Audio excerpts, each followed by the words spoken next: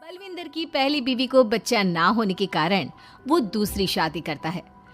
लेकिन जब दूसरी शादी से भी बच्चा नहीं होता तो वो तीसरी शादी करता है। और तीसरी शादी करने के बाद भी जब उसे संतान का सुख प्राप्त नहीं होता तो वो डॉक्टर को दिखाता है। और फिर बलविंदर जी, दोष आपकी बीवियों में नहीं, आप में है। आप में ही कुछ मेडिकल रीजंस की कमियां हैं जिनके कारण आप कभी भी किसी बच्चे के बाप नहीं बन सकते। अरे बाप रे, ये तो घोर समस्या हो गई। एक बच्चे का बाप बनने का मेरा सपना था और आज वही चूर चूर हो गया। 3 बीवियों में पहली बीवी इंद्राणी, दूसरी बीवी सुधा और तीसरी बीवी कलावती। मुझे एक माँ बनने का सौभाग्य प्राप्त करना है। मुझे भी, इसीलिए तो मैंने शादी की थी। अरे लेकिन अब किसे पता था कि हमारे पतिदेव में ही कमी होगी। अब हम क्या करें? हम एक बच्चे को गोद लेते हैं। तीनों एक बेटे को गोद लेते हैं जिसका नाम प्रमोद रखा जाता है। 20 साल बाद अब तीनों भी बूढ़ी हो चुकी होती हैं। बलविंदर भी बूढ़ा हो चुका था। प्रमोद एक अच्छी नौकरी करता है। उसकी शादी की उम्र हो चुकी थी, इसलिए तीनों माएं प्रमोद की शादी पाखी नाम की एक लड़की से करा देते हैं। शादी के बाद बहू पाखी की पहली रसोई की रस्म की बारी आती है। मेरी प्रिय 3 सासू माओ, आज मेरी पहली रसोई है। बताइए क्या बनाऊं? क्या पसंद है आप तीनों को?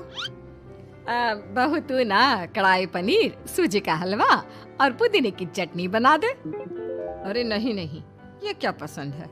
अरे पाखी बहू, तू छोले भटूरे, सरसों दा साग और मक्के दी रोटी बना और पंजाबी लस्सी भी बना दे। ओफो, सच में मेरी सौतनो, खाने के मामले में तुम्हारा टेस्ट और चॉइस दोनों भी बकवास है। बहू, नॉर्मल सिंपल सात्विक भोजन बना दो और हलवा पूड़ी खीर का भोग चढ़ा दो भगवान को मंदिर में। अरे कैसे तुम दोनों अपनी मनमानी कर रही हो?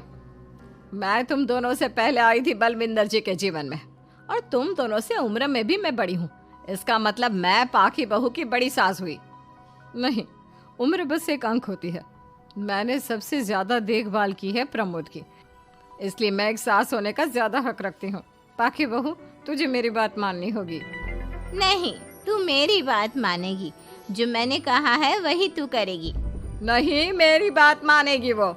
नहीं मेरी। तीनों सास आपस में चिल्लाने लगती है और फिर वहाँ पर बलविंदर और प्रमोद आ जाते हैं। अरे ये क्या बिल्लियों की तरह लड़ रही हो तुम तीनों सास? पाखी बहू को घर में आए पूरे 24 घंटे भी नहीं बीते हैं। बाकी तुम एक काम करो, तीनों माओं की कही गई डिशेस में से हर एक की 50-50% डिशेस बना दो। लेकिन बस, अब प्रमोद ने कह दिया सो कह दिया। तुम तीनों अब झगड़ना और बहस करना बंद कर दो। पाखी तीनों सासू की कही गई आधी आधी डिशेस बनाती है और इस तरह अपनी पहली रसोई की रस्म पूरी करती है, जिसके बाद उसकी तीनों सास उसे शगुन और नेक देती हैं। फिर एक दिन, अरे पाखी बहू, तुमने अपना सारा काम निपटा लिया है ना? तो जरा यहाँ आना। मेरे ना घुटनों की मांसपेशियों में बड़ा दर्द हो रहा है। जरा तेल या बाम से मालिश तो कर दे बेटा। तभी वहाँ पर इंद्राणी और कलावती भी आते हैं। पाखी बहू, चलो मेरे साथ बाजार। मुझे ना नई साड़ियाँ खरीदने हैं। तुम्हारी फैशन सेंस बहुत अच्छी है ना, इसलिए मैं चाहती हूँ कि तुम मेरे साथ चलो। अरे पर मैं यहाँ पे पहले आई, तुम्हारे साथ ही सही, लेकिन मेरी स्पीड सबसे तेज थी। पाखी बहू, मेरे कमरे की अलमारी और पर्दे साफ कर दो ना, बहुत धूल जम गई है। मुझे खांसी भी आ रही है। अरे ऐसे कैसे तुम दोनों मेरी बहू को अपने साथ ले जा सकती हो? सबसे पहले मैंने बहू को कहा है कि वो मेरे घुटनों की मालिश कर दे। अब जाओ, 1 घंटे के बाद अपनी ये फीकी शक्लें लेकर फिर से आना। सुधा मैडम, ज्यादा ना बोलो। पाखी बहू को तुम दोनों से ज्यादा नेक दिया है मैंने, इसलिए पाखी बहू तो मेरा ही काम करेगी। और वैसे भी ये सुशील सर्वगुण संपन्न बहू अपनी इस बेचारी बूढ़ी सास को खांसते हुए कैसे देख सकती है? क्यों पाखी बहू? हाँ, पर नहीं पाखी बहू, तुम इन दोनों की भावनाओं के जाल में मत फंसो। और रही बात शगुन और नेक की, तो रिश्तों को प्यार के भाव से तोला जाता है, ना कि पैसों के भाव से। मतलब ही कहीं के। ओ इंद्रानी, ज्यादा मत उछलो, पता है कौन कितना मतलबी है। उफो, अब फिर से आप तीनों मत शुरू होइए। मैं आप तीनों की काम करूंगी, लेकिन बारी बारी। सबसे पहले सुधा सासू माँ का, फिर कलावती सासू माँ और फिर इंद्रानी सासू माँ का। इसके बाद तीनों सासू में फिर से लड़ाई और कहासुनी छिड़ जाती है। फिर एक दिन जब पाखी घर का किराने का सामान लेने बाहर निकल रही होती है कि तभी, बहू, मुझे ना मेरा पुराना संदूक नहीं मिल रहा, तू आकर ढूंढ देगी क्या? अब ठीक है इंद्रानी सासू माँ।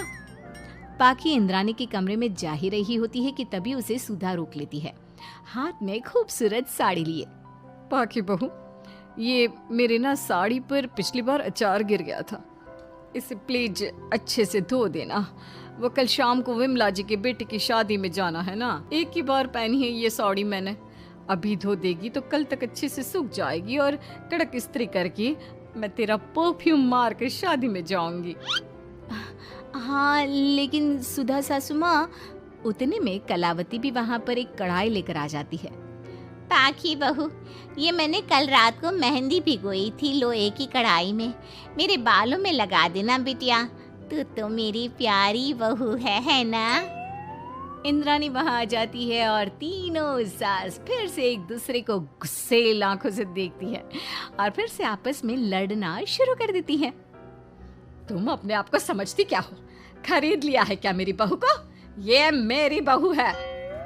तुम मेरी पड़ोसन है क्या? ये मेरी भी बहू है और मेरा भी इस पर उतना ही हक है जितना कि तुम्हारा। तुमने खरीद नहीं लिया है ना, तो ये मेरी है, सिर्फ मेरी, इकलौती बहू मेरी पाखी, मेरा ही काम करेगी। क्यों पाखी? नहीं नहीं, ये मेरा काम करेगी। पहले मैंने आवाज लगाई थी। तुम दोनों तो ऐसी बहू पाने के लायक भी नहीं हो। हट जाओ तुम दोनों और खुले मैदान में जाकर एक दूसरे से लड़ो और नोचो एक दूसरे को। लेकिन पाखी बहू तो सिर्फ मेरी ही सुनेगी और मेरे ही आदेशों का पालन भी करेगी। तीनों सासों के बढ़ते झगड़े को देख पाखी अपना आपा खो देती है और जोर से चिल्ला पड़ती है, बस बहुत हुई आप तीनों की तू मैं। अरे रोज ना ड्रामा लगाती रहती हो, 50 साल की बूढ़ी औरतें हो गई हो, फिर भी बच्चों की तरह लड़ती रहती हो। अब बस बहुत हुआ। अब तो मैं आप तीनों में से किसी की भी बात नहीं सुनूंगी और मैं जा रही हूँ ये घर छोड़ के। अब मुझ में और सहन शक्ति नहीं बची, मैं चली। अब लड़ो झगड़ो, एक दूसरे को मारो पीटो नोचो, जो करना है करो। पाखी अपना सूटकेस लेकर घर से बाहर निकलने लगती है।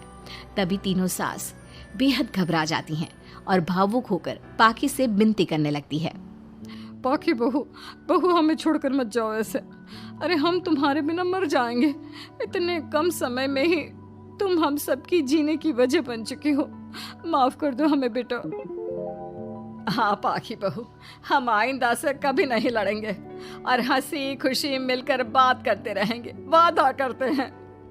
हाँ बहू, लेकिन तू मत जा प्लीज, ये घर तेरे बिना सुना सुना हो जाएगा। हम तीनों सासों की एक ही तो बहू है, लेकिन हम अपनी एक बहू को बेटी की तरह प्यार देंगे, उसके साथ सहेलियों की तरह रहेंगे। लड़ाई झगड़ा सब कुछ छोड़ देंगे बेटा, लेकिन तू छोड़ के मत जा। अपनी तीनों सासों को भावुक देखकर पाखी की भी आंखें भर आती है और वो उन तीनों को माफ कर देती है और उनके गले लग जाती है। इसके बाद तीनों सास अपनी एक बहू संग खुशी से मिलजुल कर रहती हैं और आपस में जरा भी लड़ाई झगड़े नहीं करती।